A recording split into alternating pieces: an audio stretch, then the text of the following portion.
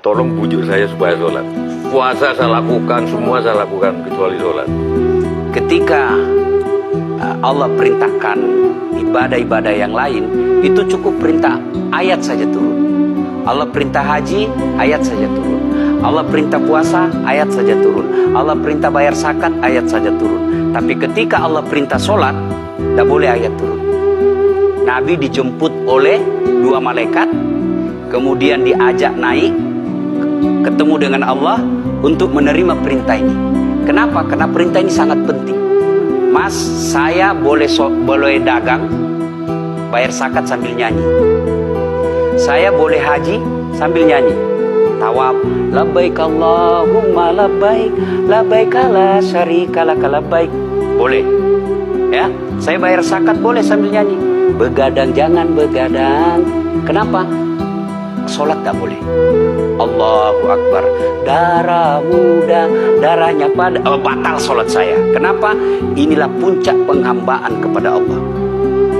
Jadi puncak penghambaan kalau saya meraku hamba, sholat. Yang paling mulia dalam tubuh kita, kepala. Adik-adik bercanda dipukul pantatmu masih senyum. Dorong dadamu masih senyum. Tapi jangan bercanda pukul kepalamu. Tak kau pukul kepala saya pasti saya marah. Kenapa? Harga diri di sini. Tapi ketika kita sholat, anggota tubuh yang paling mulia, kepala, rendahkan seperti kakimu. Kita akan masuk ke next block. Ini penting. Kalau saya sudah mulai ini. Oke. Ya, karena kalau ketika saya tanpa mau sholat, saya melihat banyak koruptor sholat. ya, Saya melihat banyak orang sholat yang kalau saya ajak ngomong main HP, nggak punya adab. yang paling enak memang sholat tidak korupsi.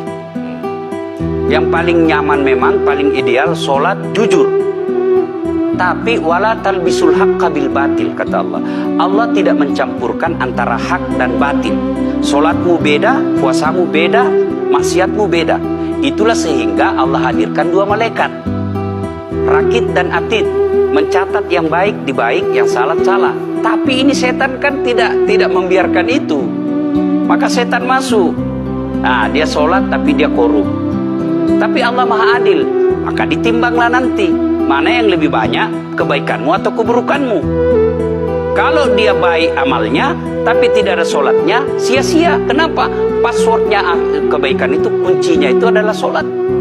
Ustaz, ketika naik haji, naik pesawat, pesawat itu mungkin dibikin orang yang nggak sholat. Iya, betul. Terus gimana tuh? Nah, Kursi itu mungkin dibikin orang yang nggak sholat. iya betul.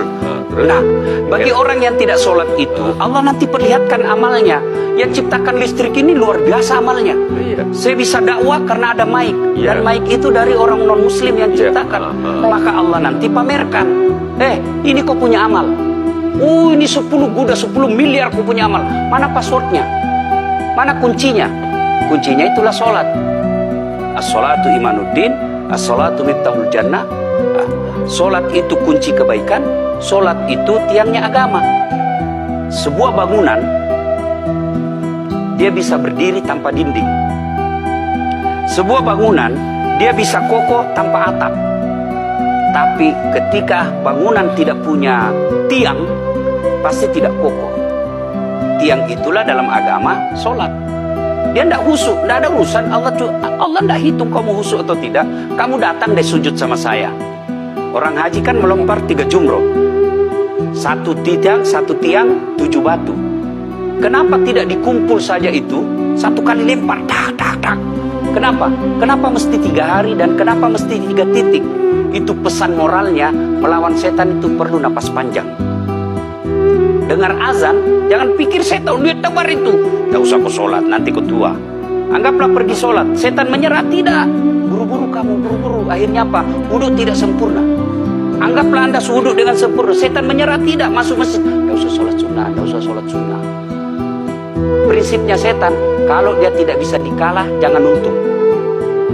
Ya, gimana Mbak Teja? Udah teryakin kan? Oke.